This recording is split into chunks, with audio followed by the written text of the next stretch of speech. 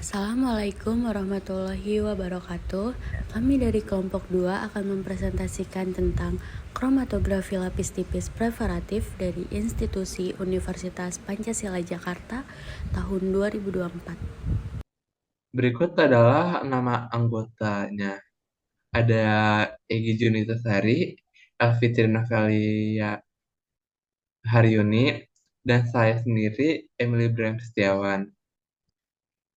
Pengertian dari kromatografi lapis tipis preparatif merupakan proses isolasi yang terjadi berdasarkan perbedaan daya serap dan daya partisi serta kelarutan dari komponen-komponen kimia yang akan bergerak mengikuti polaran eluen. Oleh karena daya serap absorben terhadap kimia tidak sama, maka komponen akan bergerak dengan kecepatan yang berbeda sehingga hal inilah yang menyebabkan pemisahan. Seperti halnya KLT secara umum, KLT preparatif juga melibatkan fase diam gerak, di mana fase diamnya adalah plat dengan ukuran ketebalan bervariasi. Pengertiannya, selanjutnya ada kromatografi relatif merupakan langkah akhir dari proses isolasi dalam pemurnian suatu senyawa. TLTP adalah dapat memisahkan dalam jumlah gram, tetapi sebagian besar pemakaian hanya dalam jumlah miligram. KLTP dilakukan dengan menggunakan lapisan tebal sampai 1 mm sebagai pengganti lapisan penyerap yang tipis. Kapan digunakan KLTP? Untuk pemurnian tahap akhir dalam proses isolasi, tergantung kompleksitas ekstra. Seperti dapat Anda lihat sendiri, biomas seperti plant, mikroba, bisekor marin, terutama ada ekstrak, dilakukan partisipasi, dapatkan partisipasi non-polar dan partisipasi polar. Selanjutnya dilakukan kromatografi kolom, KCV, CG, PLC, dan selanjutnya dan akhirnya dapat dilakukan KLTP. Jika campuran kompleks dilakukan KLTP sebagai langkah awal, maka materi banyak dilakukan pengulangan, banyak berat dan waktu lama. KLTP diutamakan untuk memisahkan campuran yang telah dipisahkan sebagian. Campuran kompleks sebagai langkah awal dipisahkan dengan KCV. Kakak lebih dahulu sebelum. Tentunya senyawa yang dapat dipisahkan dengan KLTP tergantung bagaimana profilnya pada sistem kromatografi. Umumnya pemisahan campuran tidak lebih 4 komponen mayor. Saja membutuhkan hanya satu kali tahap pemurnian sebelum KLTP, tidak mempunyai komposor, yaitu visualisasi dengan reaksi semprot seperti vanilin H2SO4. Selanjutnya, prinsip KLTP.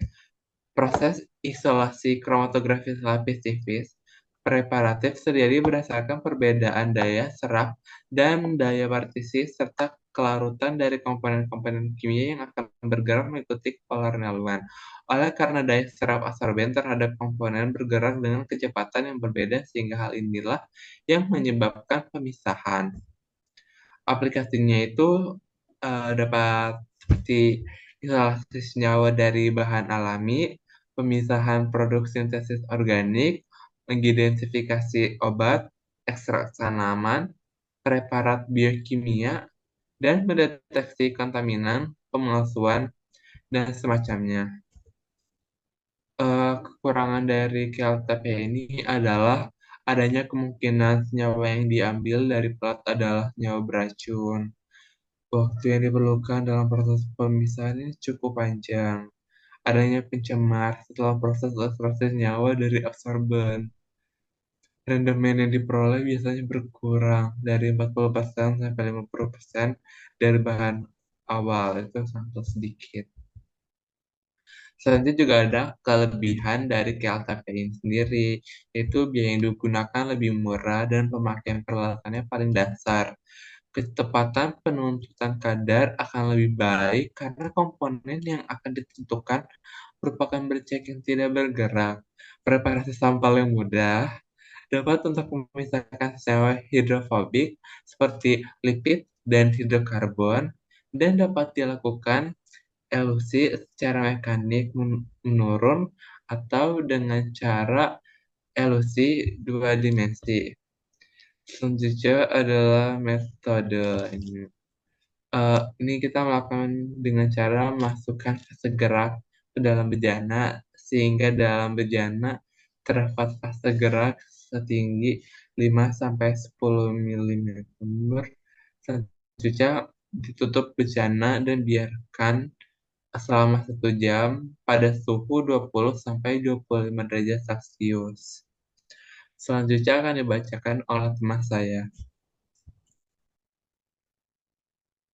Selanjutnya ada fase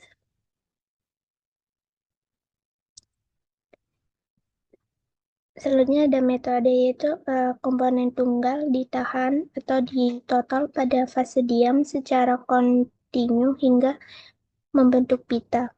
Kemudian ketika eluan dialirkan maka senyawa akan melakukan migrasi terbawa oleh eluan sesuai dengan kesesuaian kepolaran. Selama proses berlangsung akan didapatkan fraksi dan plat dikeringkan dan diamati dengan sinar UV dengan panjang gelombang 254 nm dan 366 nm. Untuk mengujinya, fraksi hasil KLT preparatif dapat dikerok dan diidentifikasi dan dicari kadar dari hasil tersebut. Kemudian, senyawa hasil KLT preparatif dengan cara dikerok dan hasilnya dilarutkan dengan pelarut, misalnya metanol dan kloroform. Kemudian dikeringkan dan dipisahkan dengan sentrifuge ditampung di botol vial.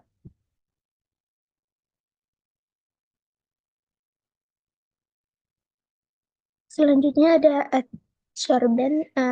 Adsorben yang paling banyak digunakan itu ada yang pertama ada silika gel.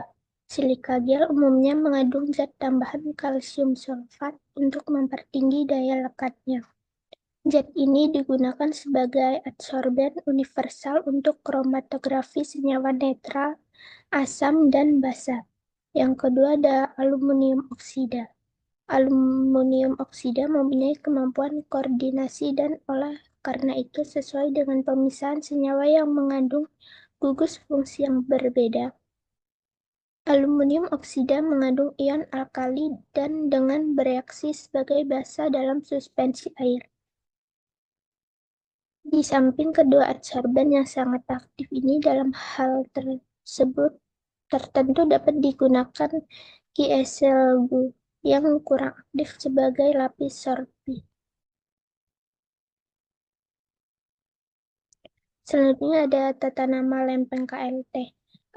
Untuk KLTP itu jarang menggunakan yang tipe GF karena itu kan berfluoresensi. Biasanya menggunakan yang 60, 254, dan 366.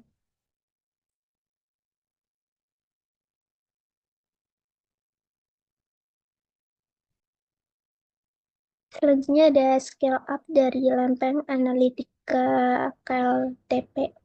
Yang pertama, terjadi perubahan ukuran sistem pemisahan, yaitu mempengaruhi kromatografi produk natural. Ketebalan sorben analitik 0,1 sampai 0,2 nm dan kalau KLTP itu 0,5 sampai 4 mm.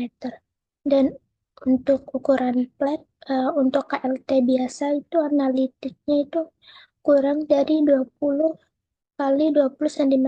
Jadi tidak harus 20 kali 20 cm. Kalau KLTP itu harus 20 kali 20 cm. Untuk ukuran partikel silikanya analitik KLTP biasa itu 5 sampai 20 mikrometer dan KLTP 5 sampai 40 mikrometer. Kromatografi dari senyawa yang dipisahkan dengan lempeng analitik 1 mikrogram bahan, profil dapat berubah signifikan bermakna ketika beberapa miligram, 10 miligram diaplikasikan. Salah satu yang mempengaruhi ukuran partikel sorbet. Pada silika, ketika mengubah dari analitik ke skala preparatif, mungkin diperlukan mengurangi polaritas solvent untuk mendapatkan RF yang trial dan error. Terus selanjutnya ada pengembangan plat KLTP. Pengembangan plat KLTP biasanya dilakukan dalam bejana kaca yang dapat menampung beberapa plat. Keefisienan pemisahan dapat ditingkatkan dengan cara pengembangan berulang. Harus diperhatikan bahwa semakin lama senyawa berkontak dengan penyerap, maka semakin besar kemungkinan penguraian.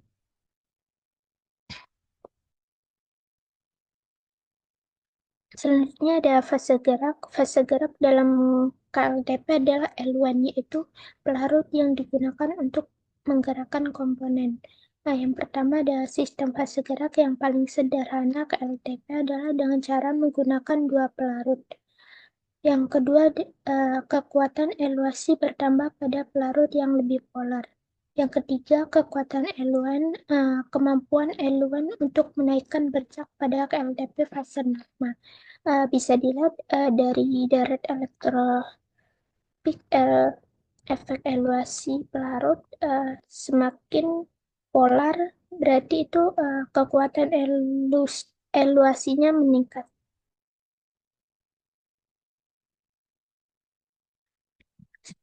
Selanjutnya ada fase gerak L1, semakin besar kekuatan L1 semakin polar, maka L1 itu akan dapat menaikkan suatu bercak lebih tinggi.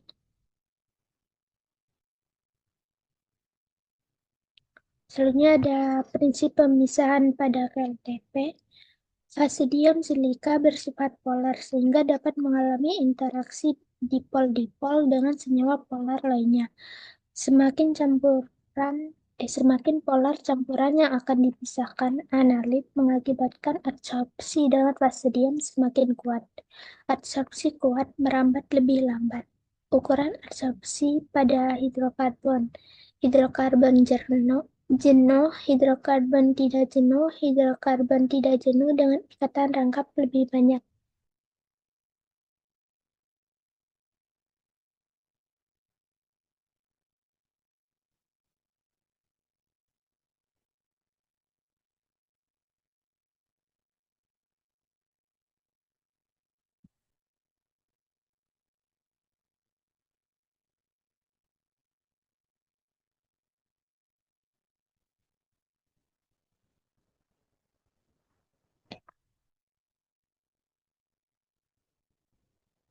Selanjutnya ada hubungan analit, absorben, dan eluen. Pada analit nonpolar, eluennya juga nonpolar, absorbennya aktif. Pada analit polar, eluennya polar dan absorbennya inaktif. Adsorben ini dapat digolongkan berdasarkan perbandingan aktivitas absorpsinya terhadap aluminia. Berdasarkan Brockman, absorben paling aktif diberikan pada tanda I dan yang paling rendah diberikan pada tanda P. Silika gel dan aluminia yang biasa digunakan untuk KLT memiliki aktivitas anatar 1 dan 3.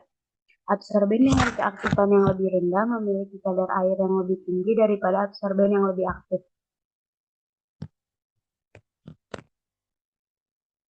Pada analisis kuantitatif, KLT dapat digunakan untuk diuji senyawa standarnya. Lalu dilakukan deteksi pada bercak yang terpisah dengan beberapa cara, yaitu umum, khusus, dan lampu UV. Selanjutnya dilakukan perhitungan nilai RF, reduction factor yang pada masing-masing bercak.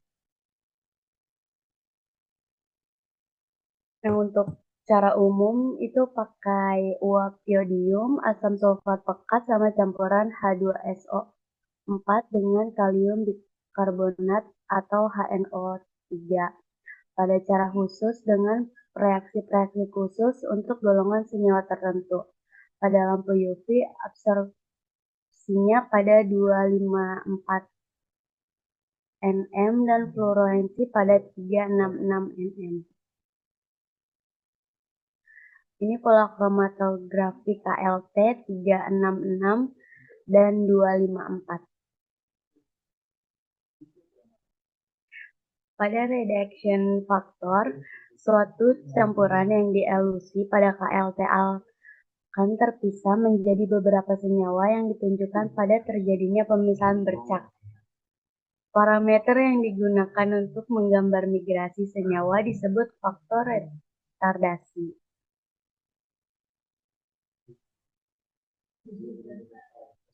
Lalu ada faktor yang mempengaruhi harga RF. Yang pertama itu ada struktur kimia dari senyawa yang sedang dipisahkan. Lalu sifat penyerap dan derajat aktivitasnya. Ada tebal dan kerataan dari lapisan penyerapan, lalu pelarut dan derajat kemurnian fase gerak, derajat kejenuhan dalam uap, teknik percobaan, jumlah cuplikan yang digunakan, suhu dan kesetimbangan. Lalu ada isolasi komponen campuran. Jika bercak disedot itu dengan menggunakan alat khusus seperti kitab, kemudian disaring. Lalu pada bercak dikorek dengan spatula, disaring dengan pelarut polar atau etanol, lalu disaring dengan gelas sinter.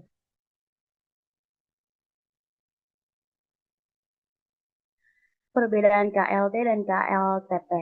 Pada KLT itu tidak dapat dikerok, lalu dengan cara ditotal. Pada KLTP, dikerok dapat diidentifikasi dengan ukur kadarnya dan dengan cara ditotal. Continue. Berikut hasil pemisahan senyawa alkali dengan KLT preparatif.